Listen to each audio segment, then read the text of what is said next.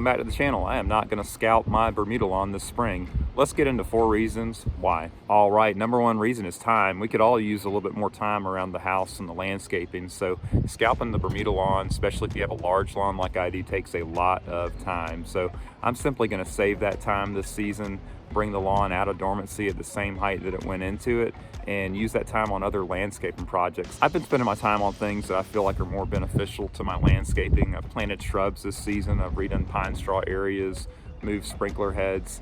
A lot of things just really take a lot of time in the landscaping, and you've got to decide what's the best use of your time. For me, scalping my Bermuda lawn just really wasn't a good use of my time this spring, so I didn't do it. All right, number 2 reason is it is a mess. It is very messy scalping a Bermuda lawn. It's dusty, it's dirty, it's dingy. You've got to bag these clippings, and for me, 20-30 bags of clippings from my Toro dumped somewhere. I have to dispose of these clippings. I don't have any kind of waste removal services here. I don't like to fill up landfills with bags of Bermuda clippings, so I just don't want to deal with the mess this year. So that's another big reason I'm not going to scalp my Bermuda lawn. All right, number 3 reason is it's not really needed, and I know this is really debatable, but it really just depends on what your goals are.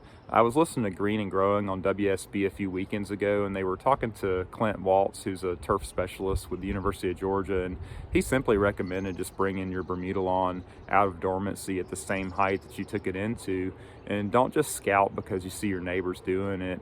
He kind of just referred to it as a practice that people have just always done, so they keep copying and doing it, kind of like what you see on YouTube. Everybody says to do it, and while I do think it has some good benefits, potentially removing all that dead material, I don't think it's absolutely necessary or needed. I'm going to test that out this spring on my lawn. So when I heard Clint say that on that radio show, it really struck something with me. It made me decide that I wanted to go ahead and give this a shot.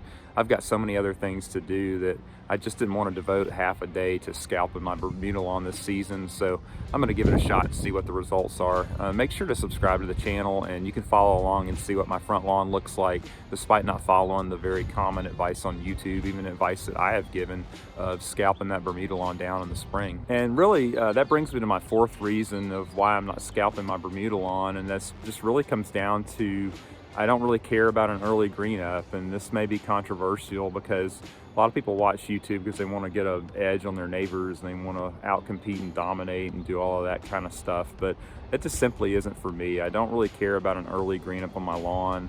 I don't care if my lawn is greener than my neighbors. I want to enjoy my lawn for me. So for me, spending a little less time this spring and not scalping has made my lawn more enjoyable for me. So really, I think that you just need to think about that when it comes down to your decision of whether you scalp or not. All right, so since I'm not scalping, what am I going to be doing to my Bermuda lawn? I'm just simply going to mow it at the normal mowing height, so about 2 inches, 2¼ inches.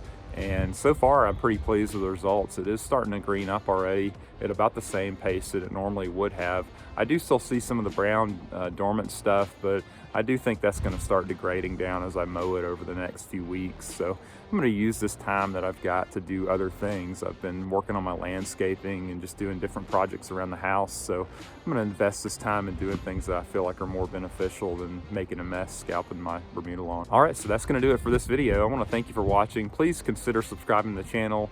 Leave me a comment down below. Do you scalp your Bermuda lawn or not? Do you think it's beneficial? And make sure to subscribe to the channel also so you can see some updates on what this Bermuda lawn looks like without scalping it this year. Thanks again. I'll see you in the next one.